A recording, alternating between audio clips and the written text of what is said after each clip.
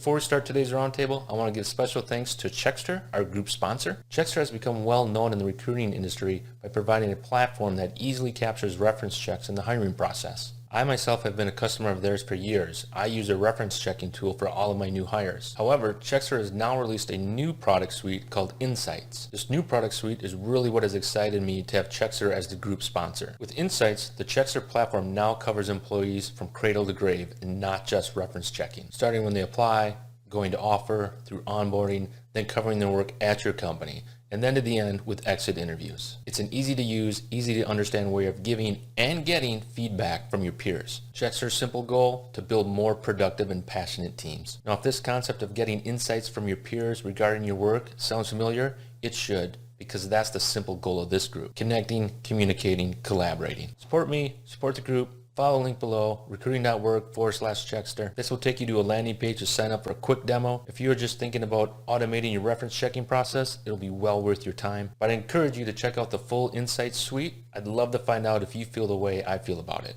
Now let's get to today's roundtable. All right, let's jump right into it. Thank you everybody for attending episode 83 in Let's Talk Recruiting, where peer practitioners get together and talk about a variety of topics pertinent to our profession. This week, our topic is going to be what recruiting can do to lead the way in 2021. If you're like me, you can't wait for 2020 to be over and to start a new year. So I really think I won't call it a reset in the world, but it's about as close to a reset as I've ever seen as we go into 2021. Fingers crossed on the whole vaccine thing. Hopefully we can start getting back to the way things once were, or perhaps the way they've changed into something else in 2021. With us today, we have Deon Ramsey out of Cincinnati. We have Mike Matson out of Portland. We have Lisa Bowen also out of Cincinnati. That's the first time I've had Cincinnati here, and the fact that we get two ladies, that's fantastic. And then we have John Burke, who hopefully will be jumping in here out of the DC area. But with that said, I am going to jump into the conversation. And Deon, how about we start off with you? Great. So as Sean said, I'm Deon Ramsey. I've been with Trimble for about 10 and a half years. Trimble is a global company. We have offices in over 40 countries. We are a technology company that focuses on advanced location-based solutions. We have 55 different businesses within Trimble, and we are in multiple industries. And our recruitment strategy really relies heavily on passive recruitment of niche roles. So really no high volume or anything like that. And we are business to business, so we are not consumer based either. So as we approach 2021, I mean, Sean mentioned one of those big C's is change. The other two that I see is going to be very critical is creativity and communication. It's going to be constant for us. Those are going to be the keys for everyone in the hiring process. We also are going to have to figure out how to become more nimble and more agile in everything that we do. And we're just going to have to be more socially creative and look beyond the traditional ways of recruitment going forward. I also see recruitment is definitely going to have to grow beyond just the talent acquisition team. I think some companies are better at this than others, but we have to go beyond just recruitment operations, and that's going beyond the traditional piece. We need to align all of our recruitment customers.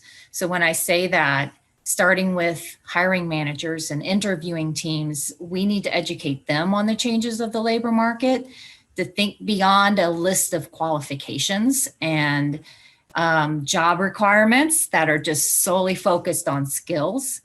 With increasing competitiveness, the focus on diversity, the scramble for talent, a decline in active candidates. We have to be flexible, dynamic. We have to find people that can be flexible, dynamic, and complex. they will have the right competencies, and we'll have to try to start defining what those competencies are that will help widen our candidate pools instead of limit them. And we have to get our businesses to start thinking that way and start defining what those competencies are. And there has to be that collaborative hiring approach where everyone in the company is a recruitment, marketing, and a salesperson. And they need to look at different profiles for their roles and approach that interviewing process differently. And with that, talent acquisition needs to be at the table participating in conversations on how to get more creative about jobs. How can we structure them differently? Flexible hours. We have remote now. If we're not hiring externally, what can we do internally? Maybe it's gig opportunities to let internal people grow and develop internal movement, so we can maybe even start providing more entry-level opportunities, which is lower cost. We just really have to start becoming more creative and start thinking outside the box on a lot of different things. And on the other side of that, with our customers, it is the age of transparency and technology. We're recruiting for 4 different demographics. We have the baby boomers, we have Gen X, we have millennials, and now Generation Y is in the job market. And we have to adapt our recruitment to the demographic we're searching for. So if we utilize technology to increase the communication, that is going to be key, while also balancing regulations and legal requirements. So just this past week, I have 4 teenagers, all in the job market from the ages 16 to 20. So my oldest one is now she's a pharmacy major, and she's looking for some jobs to get some experience for pharmacy school. So this past week, she's looking for a job. So I'm like talking to her. I'm like, so what are you looking at? And she's like, well, I like watching the videos. I'm like, do you read the job descriptions? I didn't read any of them. I don't read them. And I said, well, what are you looking at when you're deciding to apply and stuff? And she's like, well, I'm looking for something I'm interested in, but also something I'll like. It's just a different perspective. I know when a lot of us on the call were looking for jobs, it was you had to know somebody to get a job and all that. It's plentiful now. They can choose. And I asked her, I said, well, was there companies you never heard from? Yeah. And I said, well, what'd you think if you never heard from them? She's like, they suck. And I'm like, oh, okay. Yeah. I'm like, so would you apply to them again? She's, no, I wouldn't. I said, well, if somebody else told you they were applying, would you, tell them? I wouldn't, but I know other people would. But she's already setting that foundation for when she graduates pharmacy school or really entering into that professional, as those companies already have a bad mark.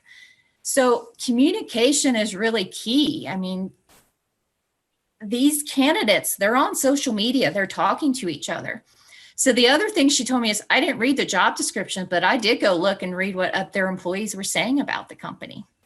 That is what they're looking at. That is what they're reading. So we basically need to get creative. Some ways, like she received a handwritten note. She thought that was the coolest thing ever because it was different. It stood out. Send funny messages, utilize social media.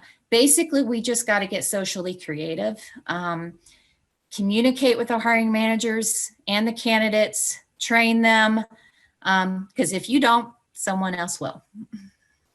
Yeah, let me ask you a question, kind of what you started off saying in the first part around building this new outreach and kind of like this marketing approach. And you kind of identified a lot of different teams within a company, from the recruiting team to it seems like everybody's getting a D&I team of some sort, whether it's a team of one, but that's being evolved out.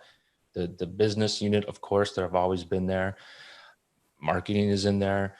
So there's like a lot of different players that need to come together, right? And to me, ultimately, I think and people may not like to hear this, I think that falls back onto the recruiting desk, because ultimately, if we're not doing retention, if we have D&I issues, it's the recruiter on the phone call having to deal with that to the public.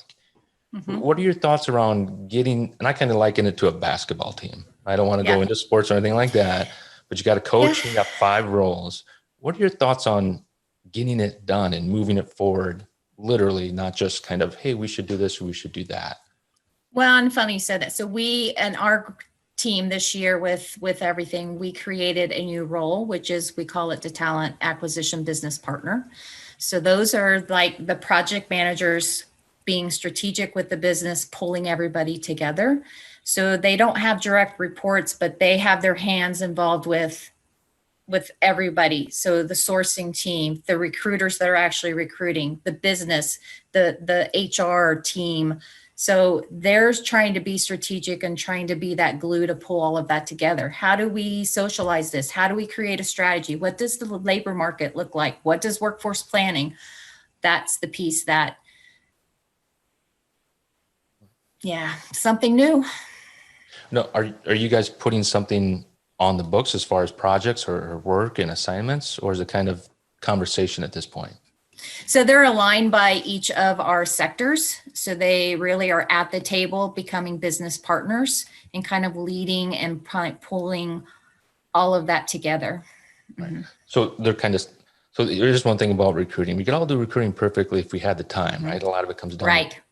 So are you segmenting their time and that's their focus? We're trying to get better at that for sure.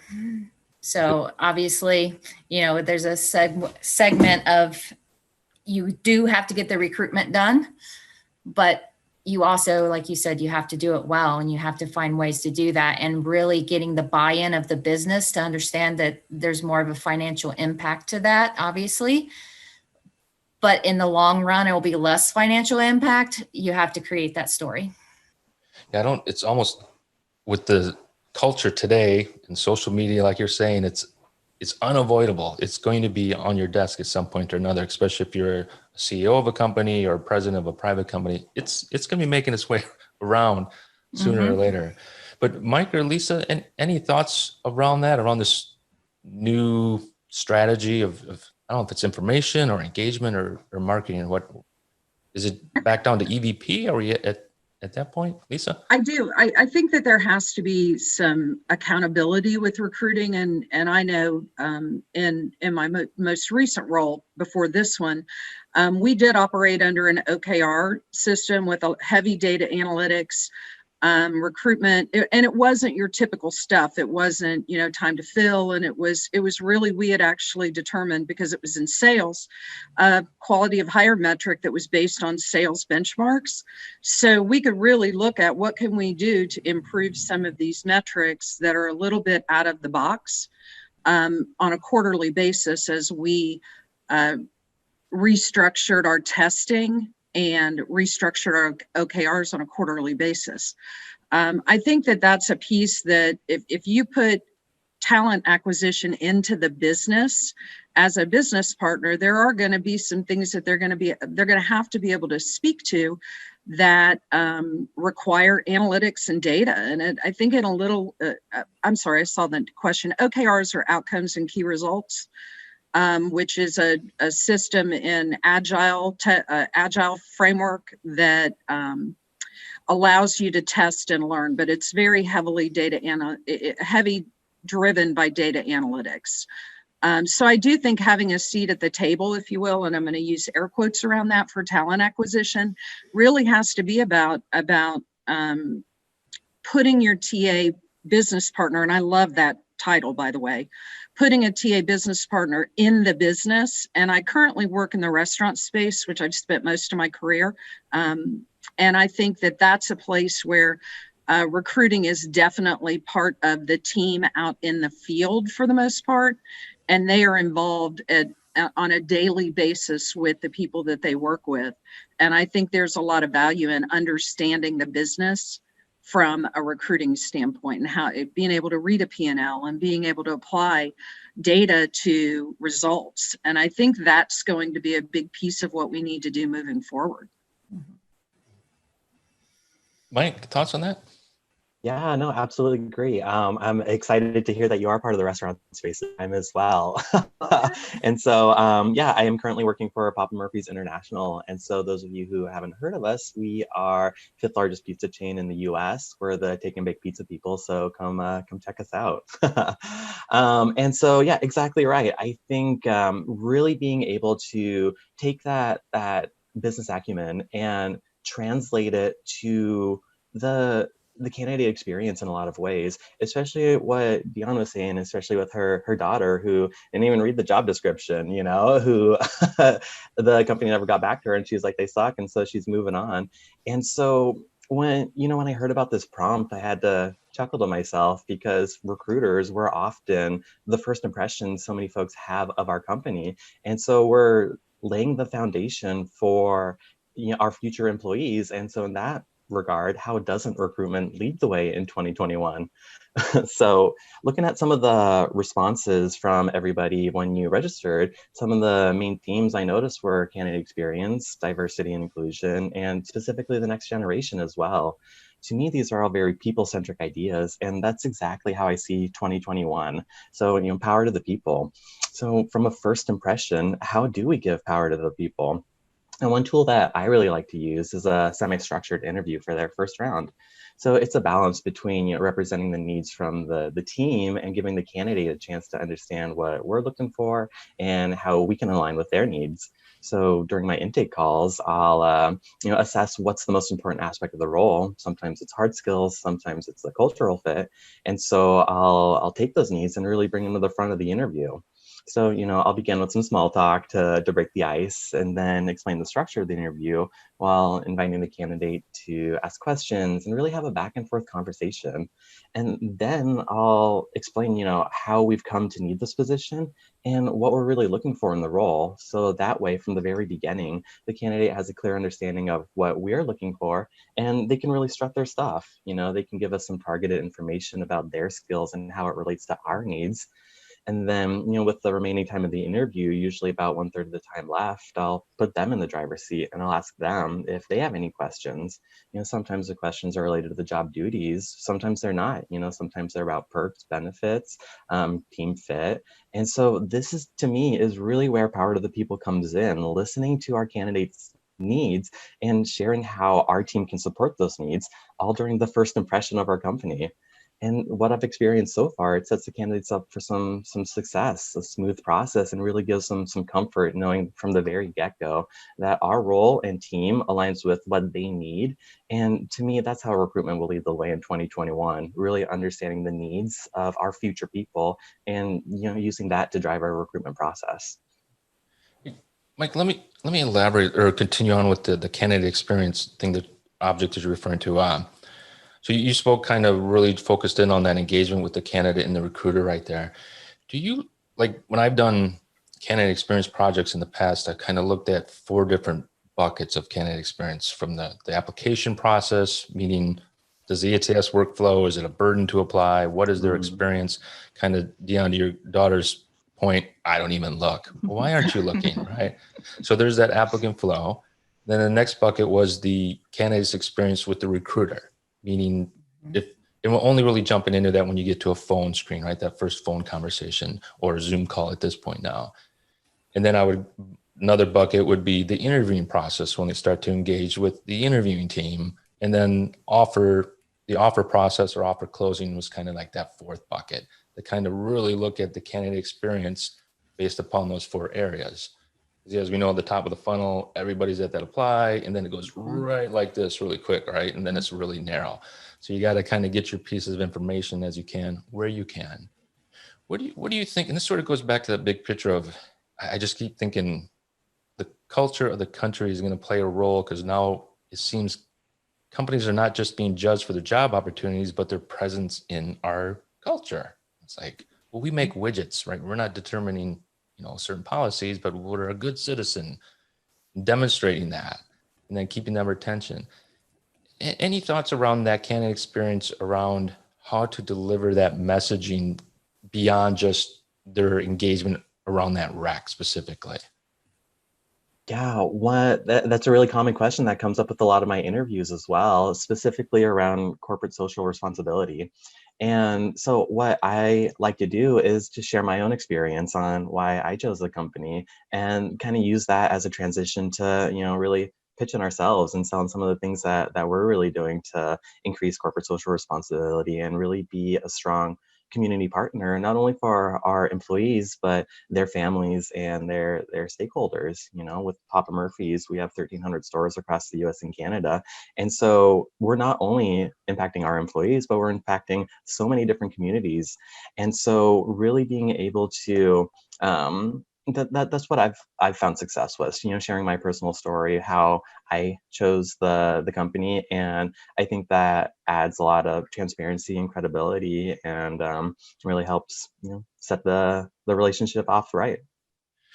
Do you ever tell your, Yes. oh, go ahead, Deon, I'm sorry. No, I was just going to add to Sean also. You mentioned 4 buckets, but I always like to throw in there is don't forget about the people that were not qualified too. And I think sometimes we forget them, and those are the ones that go speak the loudest. And we need to make sure that they feel good about being rejected, I guess.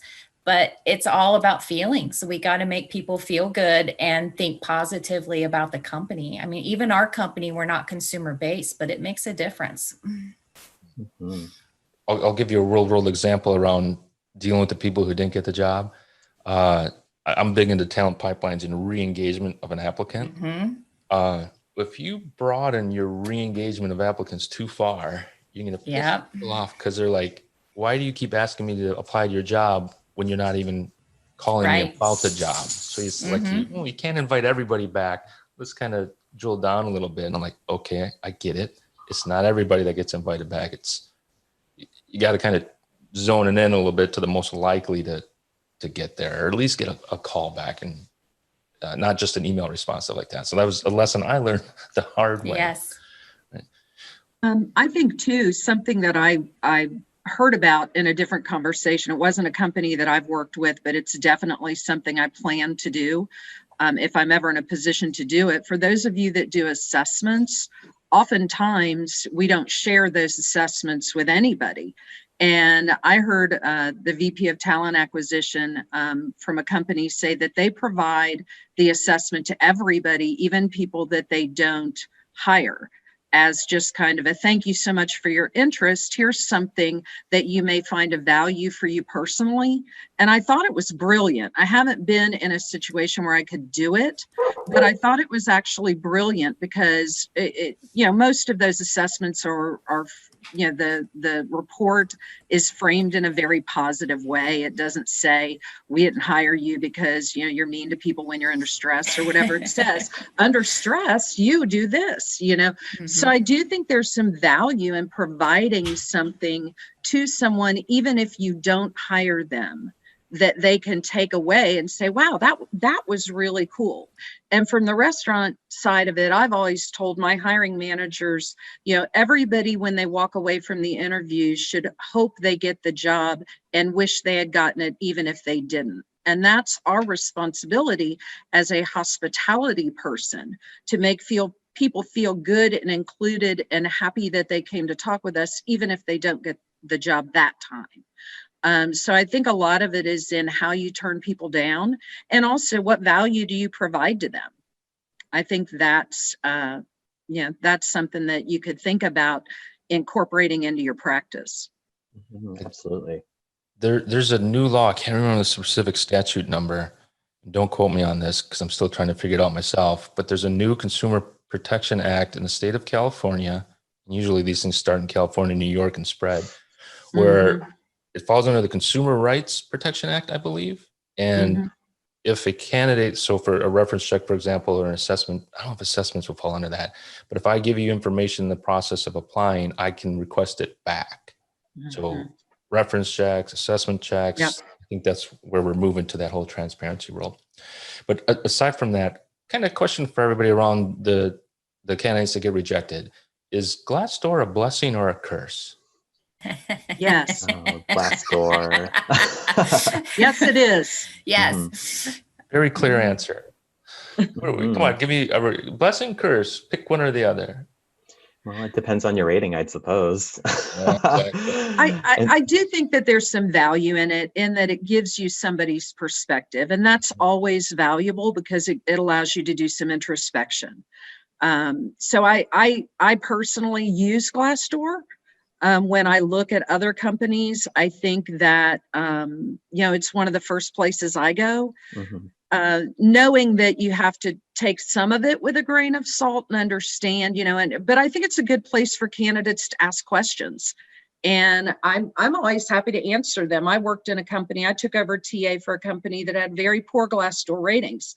We improved them over the course of time.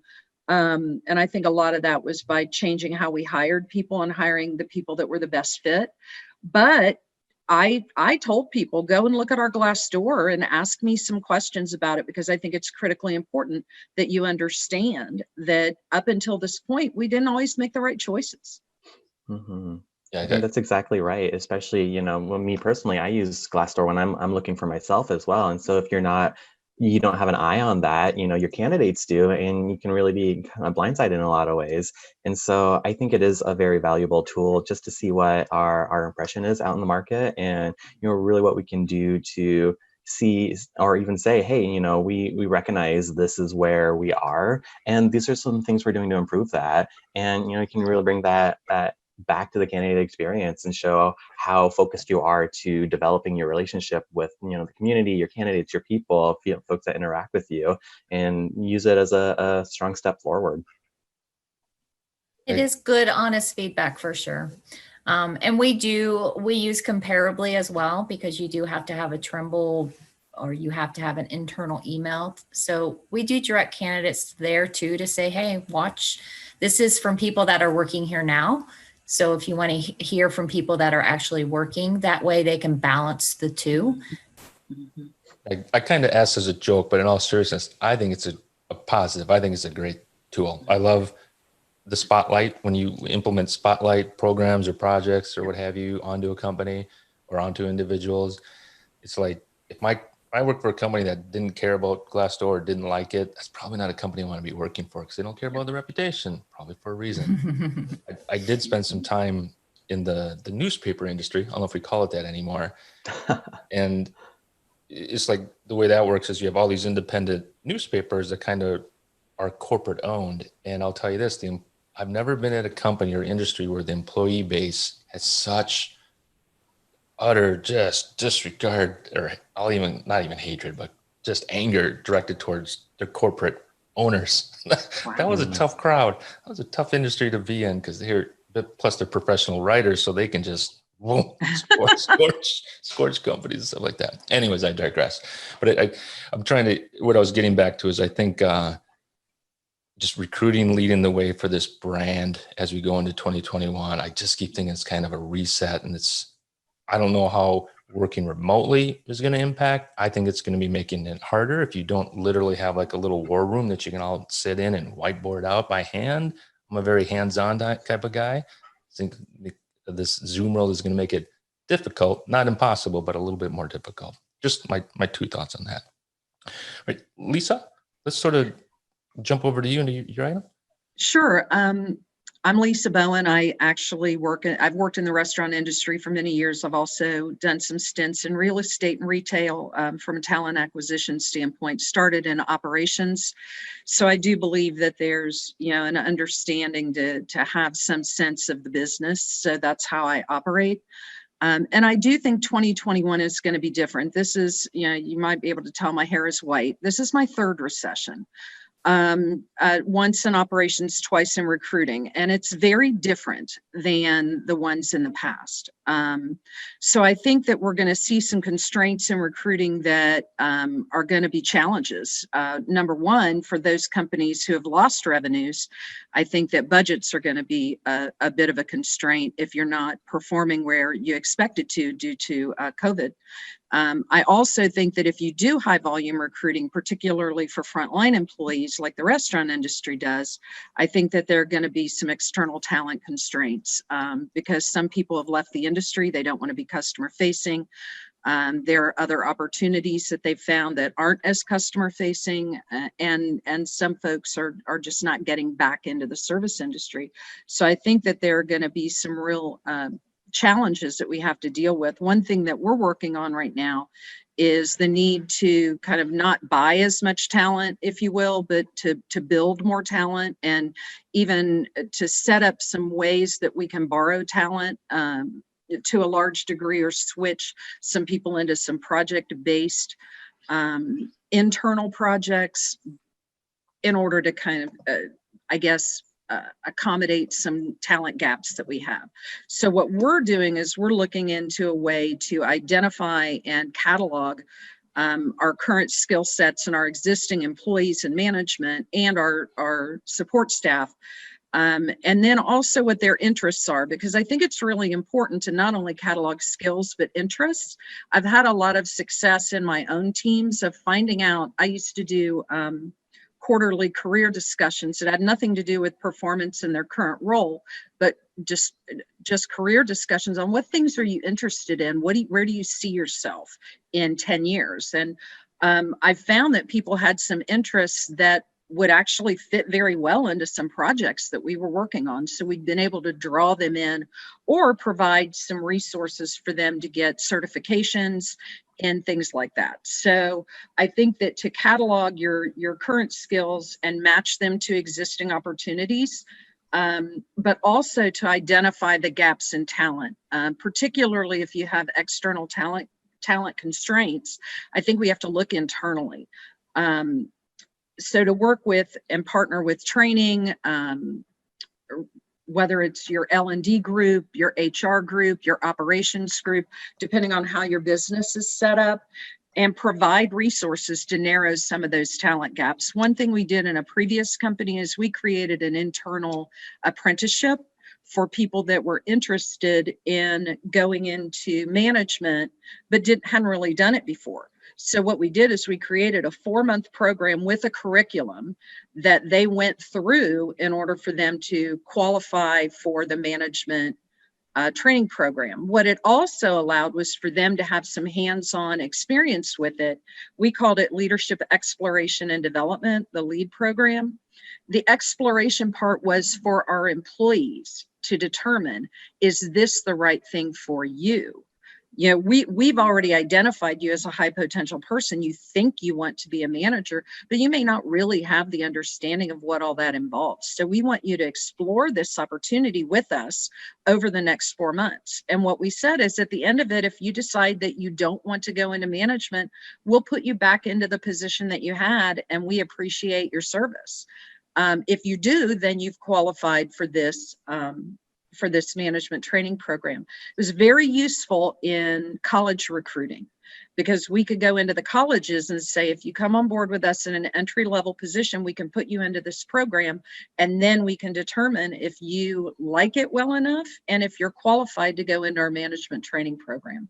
So it worked really well to be able to create some internal kind of skills training and upskilling, I think is current. Reskilling and upskilling are the cool new catchphrases.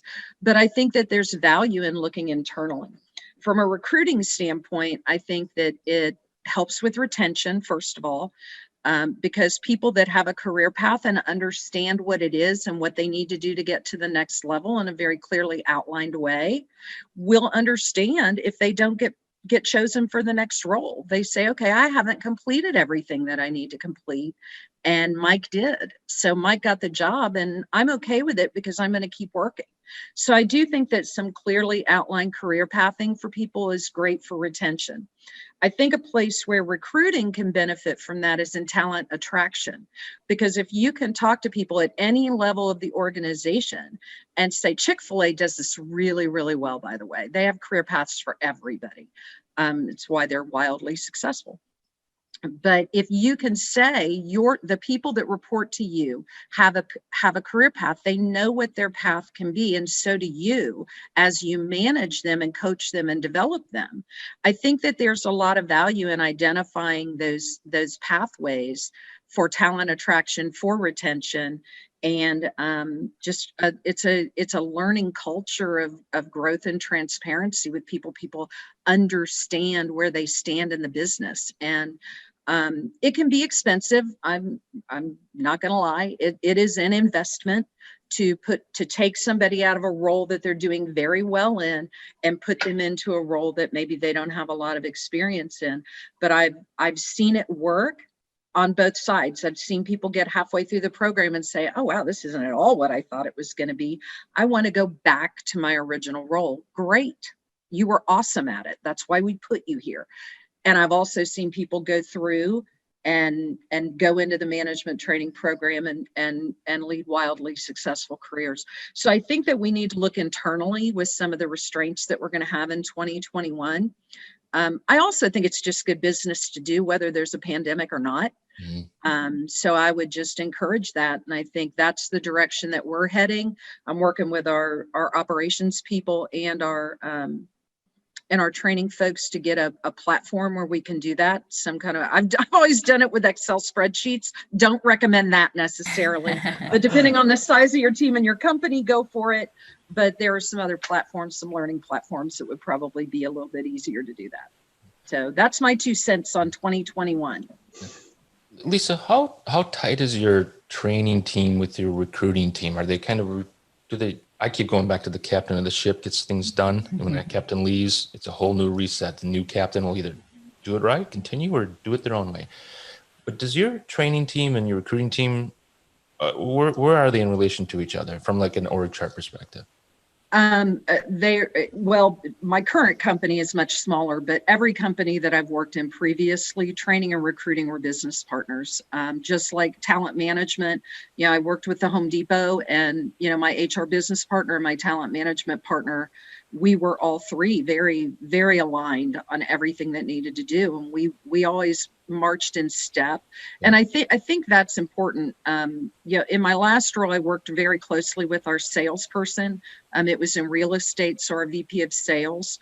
And we would go behind closed doors and kind of fight it out a little bit. And, we wouldn't always agree, but our one agreement was, when we walk out of this room, we are in alignment and we speak from the same, we sing from the same sheet of music always.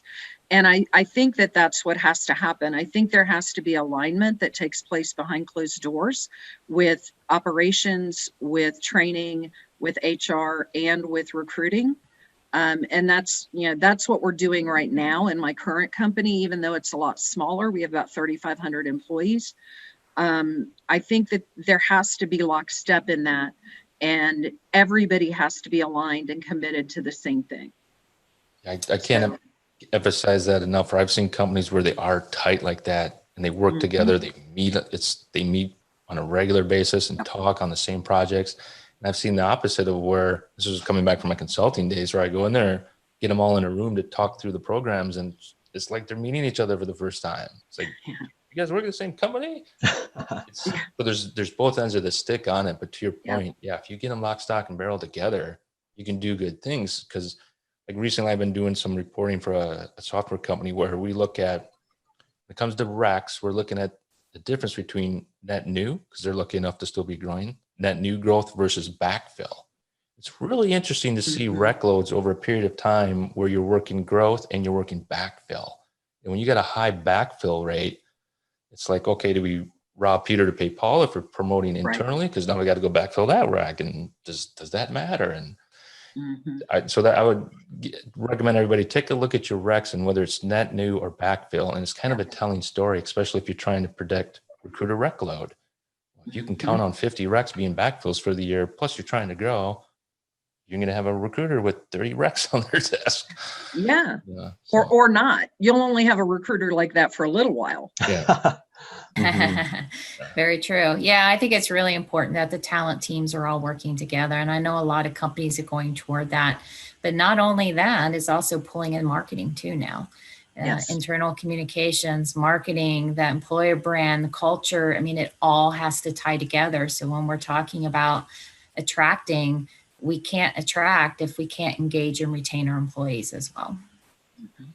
One thing that we've done that's been pretty successful in partnering with learning is I've actually invited our learning partners into my intake call with the managers. And so from the very beginning, the managers are getting the resources that they need and how to conduct appropriate interviews and just really put our best foot forward. But then they also have a good understanding of what the training program might look like, what virtual onboarding is going to look like. And so they can share that with the candidates as well and just make sure we're all aligned from the very beginning. Mike, let me ask you this around telling the story, which I'm a big fan of. It's a great selling point. In the past, so that's directly, right? You and the candidate. What about telling the story externally on social media, on your career sites? Do you guys, because here's what I've seen in the past is like, I'm a big fan of the video story. I think it's just more entertaining. Deon, to your daughter's point, they're in the videos now. They're not reading anything. Yep. Visual. There's always pushback around putting an employee on a video in case they left the company and then they're no longer at that company. Do you guys tell personal stories publicly, like outside of a phone conversation or an interview? To be transparent, currently, no. That's a huge area of opportunity that we can grow into. You know, doing some competitor audits, we definitely recognize that that's a way the industry is heading in, and that's something that we can really capitalize on to really share our story. Since everything is becoming more digital, more virtual, and videos are a lot easier. I think we've all heard the saying that hiring managers look at a resume for 8 seconds. I think the same can be said for candidates. They look at if they even look at a job description, it's for 8 seconds maximum. And so how do we tell our story in that short amount of time? And videos is the most efficient way to do that. So here's my little underlying theme is I'm a big believer in that when we look at the D&I teams, they seem to be mainly focused on internal D&I programs and growth, which is fine. So recruiting's got to handle the external D&I piece of it. But to me, if I'm a D&I person and I can show internal growth of our diversity group, that's the story I want to tell. Because a lot of companies, at least from my experience, not everyone, there's not such when you look at new grads or lower level individual contributors that are just starting their careers, there's not so much of a diversity issue if you're a good brand company, a larger one. But as you go up the food chain, that's where you start to see the issues come about. So it's like, if I'm D&I, I'm going to show you, hey, I know you're young, you're starting your career or a few years into it. Here's our growth around our D&I initiatives. I just think those are great stories to tell. Mm-hmm. It is, and it's tough. Yeah, because you're balancing internal movement and diversity growth within those upper levels. It's tough. It's like we're to that point where we got to recruit internally and externally and figure out who the best candidate is, and then but we also need to go back and manage those conversations with internal people if you do go external. So it is a tough message, because we also don't want to get to the point where employees are like, well, I'm not qualified because I'm not diverse. They're just going to go get a diverse person, which we don't want to get to either. Mm-hmm. I think those upper level diversity conversations are the tough conversations. Mm-hmm. Yes. So full disclosure, being in, recruiting as HR, I'm an older white gentleman. I've been in a room where it's, a lot of women. Like, yeah, it's cool, whatever. But it's like, wait, am I a diverse group? No, I'm not. But I've always been, hey, meritocracy will get you to where you need to get to. If you just focus on yourself, it'll be there. But that was always kind of a flip to Deon, your point there, where it is a touchy conversation. Get the point. I got 2 daughters. I'm all in on women's. My children are biracial, so I'm all in on the both gender and ethnicity, equality, and everything like that. It's always kind of a weird being one of the few older white guys in a room talking about diversity. But it's that phrase all in together. It's like, totally believe that. So, well, it's diversity and equity, and that's the piece we got to make sure that we stay involved with. And diversity is not just the external characteristics either. So we got to keep that in mind. Do you see that equity playing a key role in 2021? Because it's there now, but it is. And I think we'll hear more and more voices showing up. I think right now, we hear one. I think everybody will start speaking up more and more, especially if people feel like they're being unfair. So equity is going to be, I think, really important next year. Well, correct me if I'm wrong. I think coming up on the 8th, we have a panel about equity and how we can level the playing field. So Shameless plug for next time. Yes. So there's a question in the chat, defining equity. Yeah, and I think, there's this correlation between equity and inclusion. And, it's more of making everybody feel included. Right. And no one feeling left out. And that's how I kind of view equity. Is equity a position thing and a compensation thing, a respect thing, all the above? All of the above. All the above. Yeah. Mm-hmm.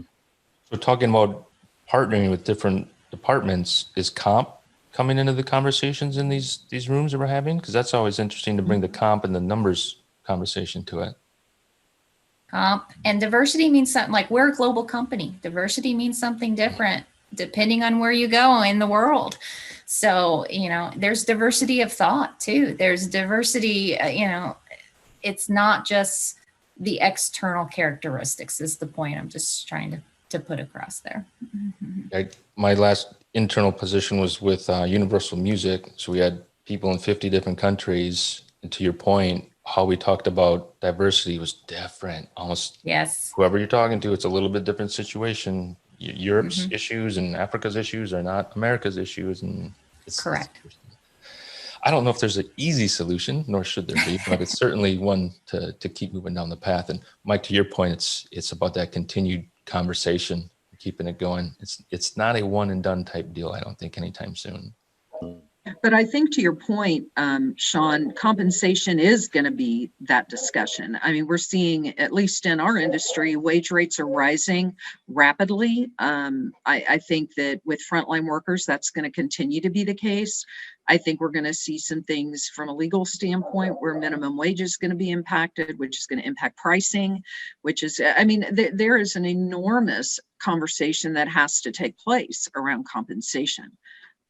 Whether it's around diversity, whether it's around equity, whether it's just dealing with the bottom line of the business and profitability. I think we have to look at it, and we've seen some people do some really cool stuff in New York. They did a no tipping thing with Danny Meyer's restaurants, and after a while, it seemed like it was working pretty well until COVID. So I do think we're going to see compensation be a big part of the talking point in 2021. Kind of on compensation and the frontline workers, is contingent workers coming into play here? Or are we starting to oversee that? Or is that a total separate issue, the contingent workers? So for us, contingent workers has always been part of our team because we do a lot of temp to hire. So it's a very important aspect.